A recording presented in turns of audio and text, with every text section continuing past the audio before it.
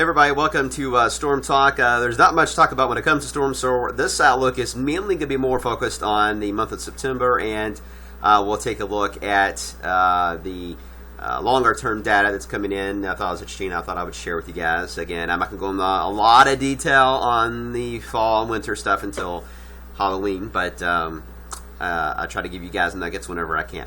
All right, when it comes to severe weather today, obviously not an issue for a lot of us. Just a few storms in the southeast part of the country, even to a lesser degree. For tomorrow and for Wednesday, yeah, we start to see a rebound there across the plains in the Dakotas, but other than that, most of the country is getting a nice little break from severe weather, which hardly no one is going to be complaining about, I hope.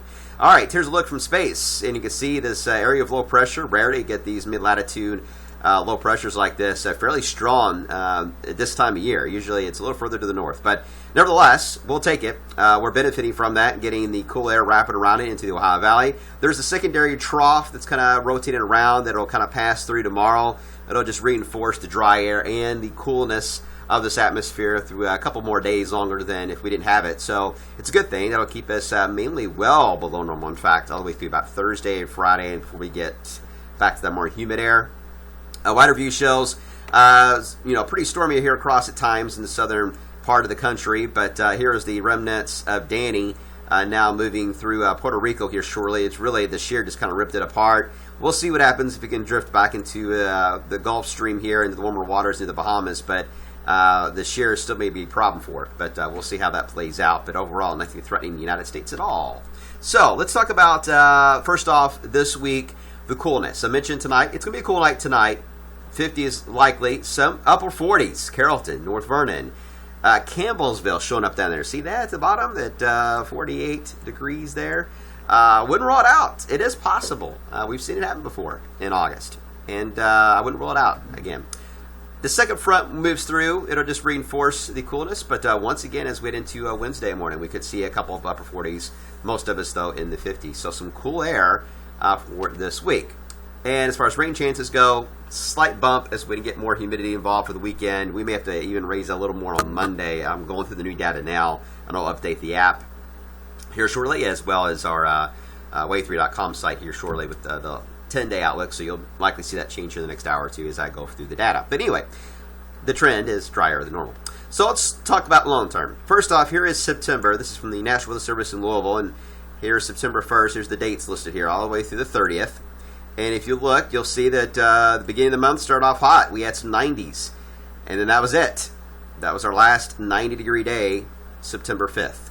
And then we got into some 60s, some 70s for highs. That's not bad. And then a few 80s and mid-80s toward the end of the month. We had some decent rain episodes. We started off with some rain early in the period. We had a heavy rain event September 11th last year. I remember that. And then a dry period for the middle of the month. So very nice weather overall in September to start off on the hot side. But notice, again, we stopped with the 90s pretty quick at the beginning part of the month there, and that was it. So what does this year look like? Well, this is from the CFS model, when the American model is here looking longer term. And it is suggesting that warmer than average temperatures over the eastern part of the country, cooler than average across the desert southwest. I will say the European model is coming in longer term with very much a similar look, with warmer than average. Nothing excessive. We don't have a lot of the deep reds over us. It just means that average right now is 88 and dropping. We should be in the low to mid 80s by the middle and end of the month of September. So we compare that to normal. An 85-degree day would give us orange. So does this look like 90s? No. It just means that we will likely be in the days in the 80s. Quite a bit of 80 activity down the road for us. Maybe a couple 90s, but mainly 80s, it looks like. Precipitation-wise, it's better on the southeast ridge. Underneath the ridge, it can stay quite dry, but on the ring of the ridge, that's where you get some thunderstorms, and we could have several fronts that may try to move through. We get in that northwest flow, so it may be a little active when it comes to severe weather, potentially, in September. If the ridge holds and it pumps in enough heat and humidity into the Ohio Valley, it doesn't have to be excessive, just enough, and we get these strong fronts still kind of blasting through here across the north, we could have a late season severe weather event in September, but I wouldn't rule it out. That is certainly a possibility if the ingredients all line up for a warmer than average month. So something we'll be watching for September. All right, when we look longer term, El Nino. Everybody's talking about this Godzilla El Nino. Keep in mind, everybody's going by the models. idea. I mean, once you get above 1.5 into the 2 category, you get into what I've always was taught in school as a super El Nino, not a name given by a reptile, but anyway, a strong El Nino. Right now, we're technically sitting at above 1. Once you get above 0.5, you're officially an El Nino. We're beyond that. The models do take us, at least some do, up to that 2 to 2.5 category. Possibility, yeah, that'd be a super El Nino. But notice the time period. This would be in the fall. By the time we got into the core of winter, we begin to see the downward shift in El Nino. Now keep in mind, water temperature lags, as far as its effects, lags longer than land areas. So the effects of the super El Nino, if this were to develop, will likely last all through the winter. But we will likely see some impact by all means. Question is it going to be the only driving force for the upcoming late fall and winter? I don't think so. The reason why is this area right here, Gulf of Alaska, all the way into California. That water temperature was not there the last time we had a pretty strong El Nino in 1997. In fact, it was cooler. I've been looking at a lot of data, which I'll share on Halloween, by the way. I've been going back several years looking at the ocean temperatures and trying to keep an eye on what's happening in this part of the world and the drought areas too. Because I think the drought in the United States plays a big role too, where it has been centered on how things evolve.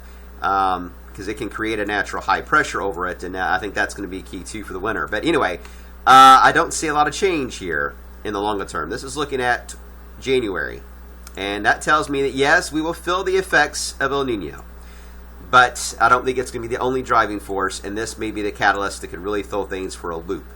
So as I've said before in my blog outlooks, we're going into uncharted territory in the sense that we've only been keeping records on El Nino since basically the 80s, decent records. And so that's not a long period of time to really know the effects of El Nino and the ocean temperatures being warm in this area. So there's a lot of unknowns. So really anything you're hearing right now forecast-wise is going to be a lot of speculation. So I wouldn't get too caught up on it. I'm just trying to show you the data trends, and then again, I'll make a call on Halloween. But it is interesting, though, to look at the CFS model when it comes to the winter temperatures. And this is January, 7 days ago. Its outlook. Notice how it had warmer than average in the Great Lakes, cooler across the Southern Plains.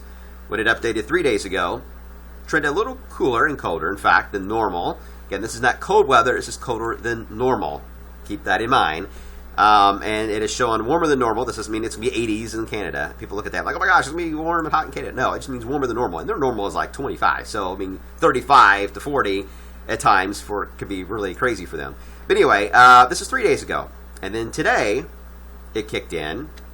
And its update, well, quite dramatic with colder than normal over the plains and the southeast. And notice where it is focusing, it's picking up that warmer ocean temperature here. And it's picking up the idea of high pressure being very dominant across Canada. This would be a classic setup for a very active southern branch coming through here. The displacement of the Arctic high across the Arctic itself would allow for some cold shots. So there's a lot of signs here of last winter and the winter before.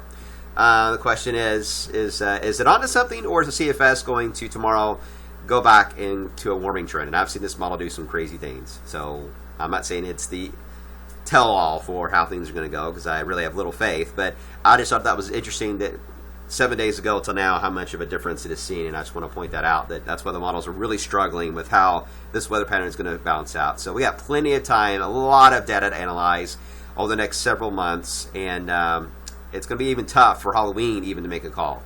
I'm going to try it, but I think for a lot of good forecasts to come out, it's probably got to be mid to late November to really get a good handle on the winter itself. So this one's a tough one this year, but it's going to be fun. And I love fun. I love trying to figure this out just as much as you weather enthusiasts do as well.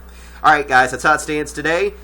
Enjoy this beautiful weather this week, and we'll keep an eye on September and see how active it may or may not turn out. Stay tuned.